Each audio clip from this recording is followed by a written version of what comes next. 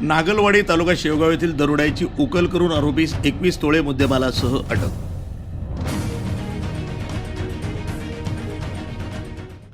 दिनांक 13/3/2026 रोजी रात्री 11:15 वाजताच्या सुमारास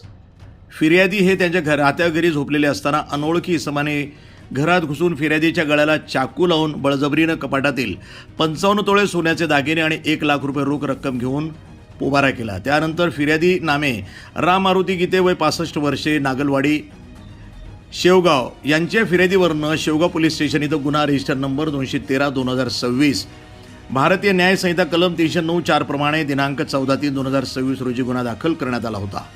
या गुन्ह्यातील आरोपी नामे रामकृष्ण चव्हाण, करण रामनाथ भोसले, ओमकार पांडुरंग देहवाळ यांना सदर गुन्ह्यात स्थानिक गुन्हे शाखा यांनी अटक करून शेवगाव पोलिसांच्या ताब्यात दिल्यानंतर त्यांच्याकडे सदर गुन्ह्याच्या अनुषंगानं चौकशी केली असता अटक आरोपींनी सदर गुन्हा करताना आमच्याबरोबर राहुल रज्जाक काळे हा देखील होता। त्यानंतर सदर गुन्ह्याच्या तपासाकामी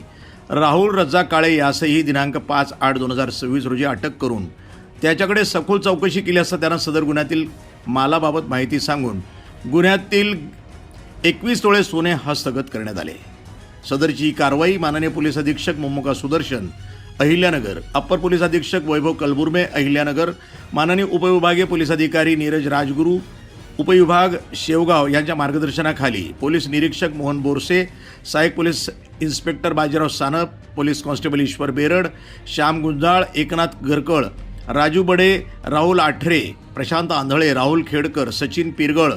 अर्जुन ढवळे आणि सायबर सेलचे राहुल गुड्डू, अर्जुन सांगळे यांनी केले असून गुन्ह्याचा पुढील तपास वरिष्ठांच्या मार्गदर्शनाखाली police sub inspector Bajirao Sanap हे करत आहेत।